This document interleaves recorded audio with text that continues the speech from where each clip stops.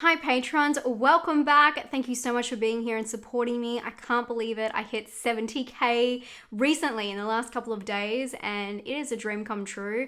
But my favorite part, and I'm not making this up, my favorite part of everything I do online is making content for you and being part of the Patreon community.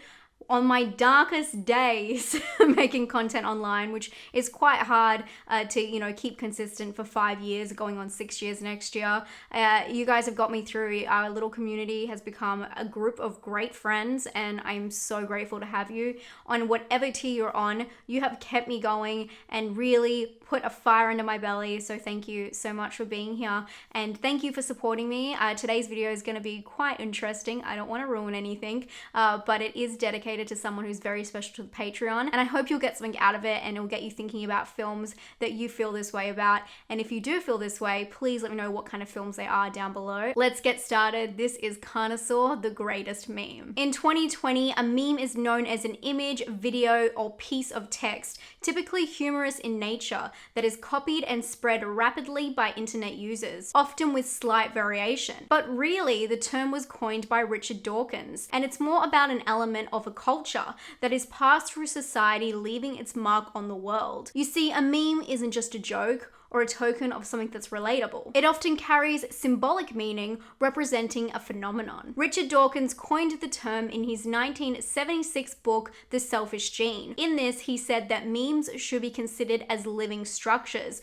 not just metaphorically. He also relates memes to genes. They replicate, and if successful, they spread. So then there's this theory that maybe our life legacy isn't about spreading our genes, but instead growing memes that encapsulate the essence of who we are, like Beethoven and his classic sound. Or better still, a film. One that, let's say, may not be about the production in theory, but just simply the idea of it existing becomes its own legacy, turning something that may be first seen as trash into, well, trash.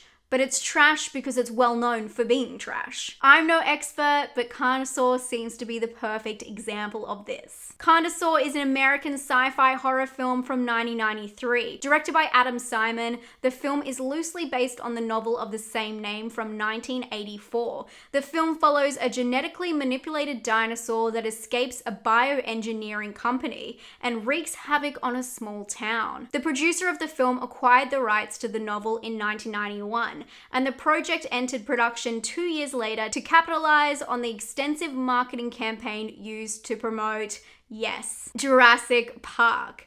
Being released in the same year, Carnosaur is largely considered a mockbuster. This is a film that is created with the intention of exploiting the publicity of another major film, whether that be of similar theme or title. A great example of this is Tappy Feet, The Adventure of Scamper, which of course piggybacked off Happy Feet. Or better still, Snakes on a Train, of course trying to gain the attention of snakes on a plane. Critics slammed Carnosaur, calling it the worst film of 1993. But my favorite word a reviewer used to describe the film was nonsensical.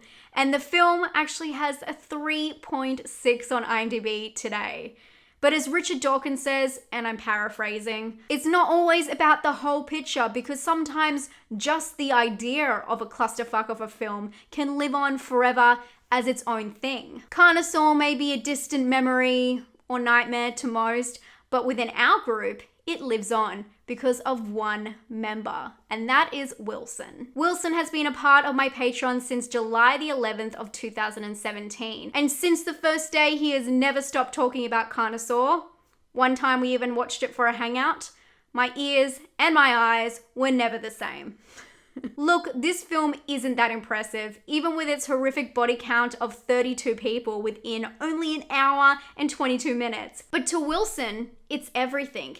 And his love of the film has kept it from being forgotten. Somehow within our community, it has grown to have a life of its own, and so its reputation precedes it. Or even more so, its reputation can never live up to what has been created. A movie that echoes throughout time and space as one of the cheesiest dumpster fires of film. It's that film that cuts straight from the wacky effects into the dinosaur's point of view shot. It's also the film with the killer line, "Better a bottle in front of me than a frontal lobotomy."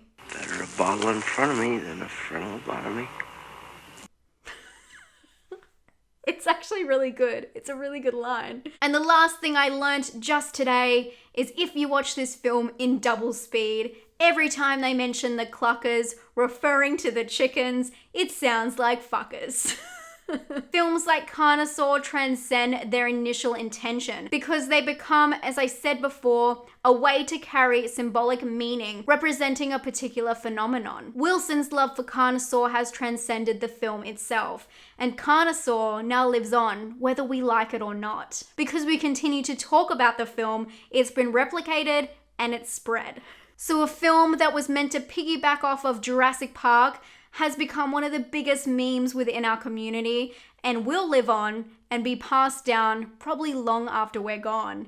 And that's all thanks to one person, Wilson. This video was dedicated to our friend Wilson, who's going through a tough time. We are there for you, buddy. But I want to know from all of you, what is a film that transcends its own intention? What the film actually was becomes larger than life because of how we have replicated and shared it. A great example of this would be The Room. The film is a meme in itself, but I want to know what your film is, what your film meme is, or your meme film is, because I want to know what is special to you in your life, whether that be in your family, a group of friends, or even in your own heart. What is that film? Please let me know in the comments down below. What is a film for you that lives on, even though it may not live up to expectations? I hope you enjoyed this video. Thank you so much for being a patron, and hopefully I gave you something new to think about. I hope you guys enjoyed this video as much as I did making it. Thank you again for all of your support. I really appreciate it, and I hope you have a great day. Stay spooky. Bye.